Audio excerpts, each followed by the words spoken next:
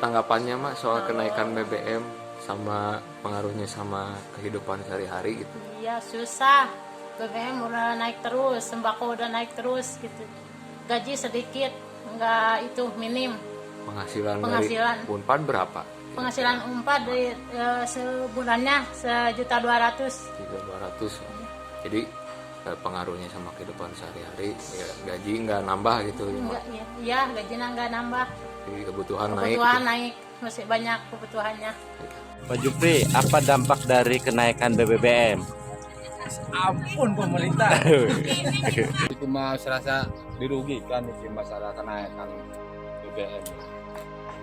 Jadi tolong dipertimbangkan lah, konon. Keremen carane, karena itu masalah biaya untuk iwak doang, modal iwak doang. Kan masalah uang kulit dipikirkan menjeruk naik kan konon ya. Masalah biaya bisa apa baik lah. Harga BBM naik, remedikor, dari iwak mah angker baik, ya kan? Barang anu kan naik bisa solar, kan di kena mangan, di kena solar, cilik mah payah nanya. Udah, pambe ya. Gimana Pak Ade dengan kenaikan BBM sekarang ini bagi kuli bangunan nih, bagi pekerja bangunan sekarang ini?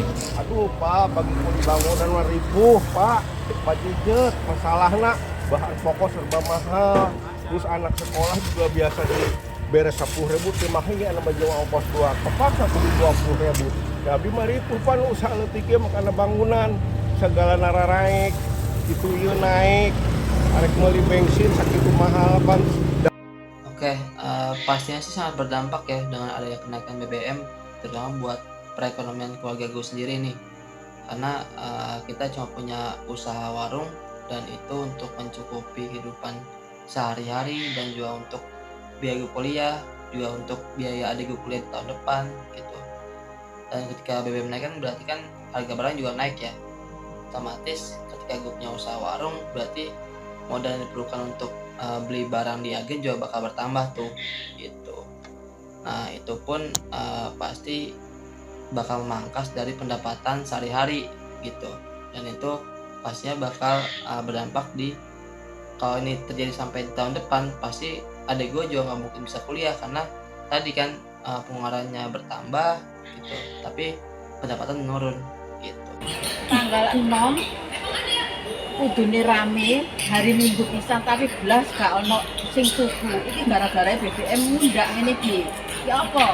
Ayo rakyat Indonesia bersatu untuk bisa supaya BBM iki modern carane apa gak menyusahkan rakyat. Mbak, kena dampak kenaikan BBM nggak? Iya, ini biasanya udang dari sononya 60, sekarang naiknya 5.000. Soalnya di sononya katanya BBM-nya naik 3.000, ini naiknya 5.000. Biasanya Terus harga barang ini naik nggak sekarang? naik, biasanya di sononya 60, ini sekarang 65. Sekarang dijualnya juga ke pelanggan naik jadinya? 70. Oh gitu. Iya. Jadi banyak diprotes dong? Kenapa? Iya, diprotes di sono naik ongkosan, itu nggak naik juga. Oh gitu. Ongkosan mobilnya. Yang beli ada yang komplain nggak? Ada banyak yang komplain. Ya udah Mbak, makasih ya. Apa soalnya apa? Mahal gitu. Oh. Jualnya susah. Oh. Soalnya yang orang belanja nggak mau naik. Oh, ya udah makasih ya Mbak. Ya. Pak, kuring ayo sebagai petani rakyat letik ripuh, pupuk mahal, segala marah obat-obatan semprot mahal. Sementara ayeuna pare harga jualnya murah. Tuh abdi mah seueur anakna Pak, ripuh. Naik BBM dah bisa gak ripuh ya. Biaya budak SMP biasa 10.000 ongkos jadi naik 20.000. Sangat penting bagi kita petani karena memang ini sangat menyentuh dan langsung kita rasakan sebagai petani. Kita menghadapi ketidakadilan situasi di mana ada sekelompok orang menguasai jutaan hektar, tetapi kita petani yang jutaan orang itu yang 30 juta itu rata-rata hanya menguasai 0,5 hektar. 0,5. Ya, sedangkan dalam Undang-Undang Pokok Agraria saja mengatakan bahwa setiap petani yang itu minimal 2 hektar baru bisa sejahtera. SPI sendiri sangat menolak kenaikan BBM ini, karena dalam situasi normal saja kami menghadapi beban berat, apalagi di kenaikan BBM ini, karena kenaikan BBM ini berdampak terhadap petani. Yang pertama karena kita sehari-hari ada yang menggunakan mekanisasi traktor, itu membutuhkan biaya.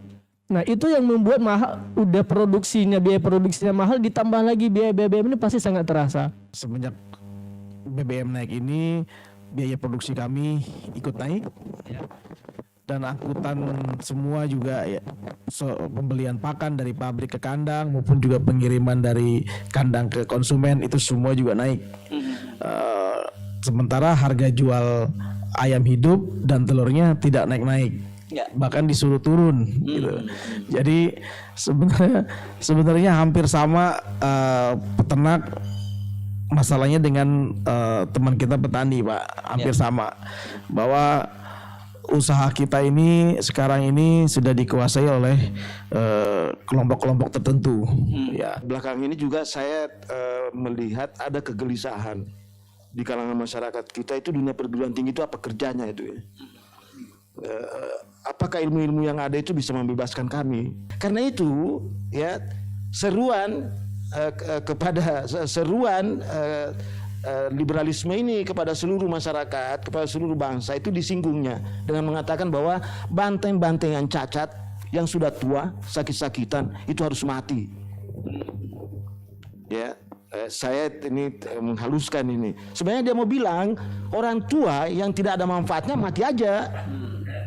Ya, dia cuma mengatakan banteng-banteng yang cacat, sakit-sakitan, yang sudah tua itu tidak ada gunanya Anda hidup. Kalau Anda hidup hanya membebani generasinya tuh. Karena itu sebaiknya Anda meninggal, sebaiknya Anda mati. Temanya kelihatannya tadi sudah dikoreksi oleh saudara Marlan bahwa BBM naik bukan rakyat menjadi, BBM naik rakyat tercekik katanya tadi. Rakyat sudah tercekik katanya ya, gitu ya kalau nggak salah ya. Nah ini itu satu judul ya. Terus yang kedua adalah gini, bahwa memang pertama adalah petani ini tergantung kesejahteraannya dari jumlah lahan.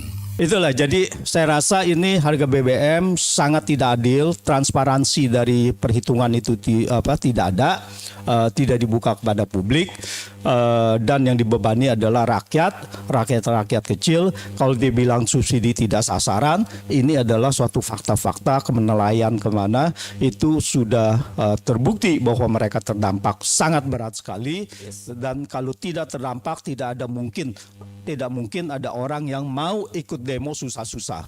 Jadi saya rasa ini adalah suatu bukti bahwa kenaikan harga BBM adalah sudah melukai rakyat banyak. Assalamualaikum warahmatullahi wabarakatuh. Izin melaporkan bahwasanya mobil komando daripada aksi GNPR Gerakan Nasional Pembela Rakyat baru sampai sekitar 5 menit yang lalu, dan kita berada di depan patung kuda. Oleh karena itu kepada para aktivis, kepada para pejuang, kepada para mujahid,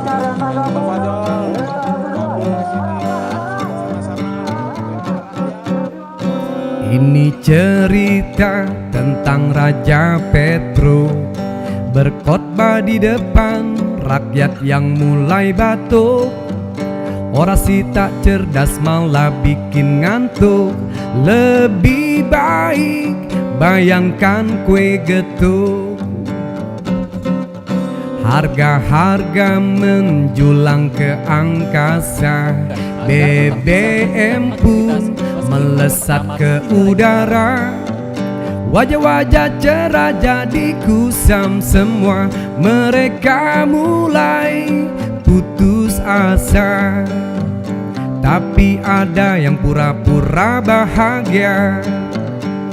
Dipimpin Raja Petro yang banyak bohongnya. Lo kok bisa begitu? Usut punya usut, mereka dapat itu. Apa itu? Bulus tentu. Jutaan rakyat geruduk istana, protes ke pemilik singgasana. Si Mukidi malah pergi bertemu rakyatnya sudah tak sudi. Jutaan rakyat geruduk istana, protes ke pemilik singgasana. Si Mukidi malah pergi, bertemu rakyatnya sudah tak sudi. Lewat pintu belakang dia lari. Dasar Mukidi. Hayo, hayo, hayo, hayo, hayo, hayo, hayo, hayo. Ini cerita tentang Raja Petruk berkhotbah di depan rakyat yang mulai batuk. Orasi tak cerdas malah bikin ngantuk. Lebih baik bayangkan kue getuk. Harga-harga menjulang ke angkasa, BBM pun melesat ke udara. Wajah-wajah cerah jadi kusam semua. Mereka mulai putus asa, tapi ada yang pura-pura bahagia, dipimpin Raja Petruk yang banyak bohongnya. Lo kok bisa begitu? Usut punya usut, mereka dapat itu. Apa itu? Pulus tentu. Jutaan rakyat geruduk istana, protes ke pemilik singgasana. Si Mukidi malah pergi, bertemu rakyatnya sudah tak sudi. Jutaan rakyat geruduk istana, protes ke pemilik singgasana. Si Mukidi malah pergi, bertemu rakyatnya sudah tak sudi. Lewat pintu belakang dia lari. Dasar Mukidi.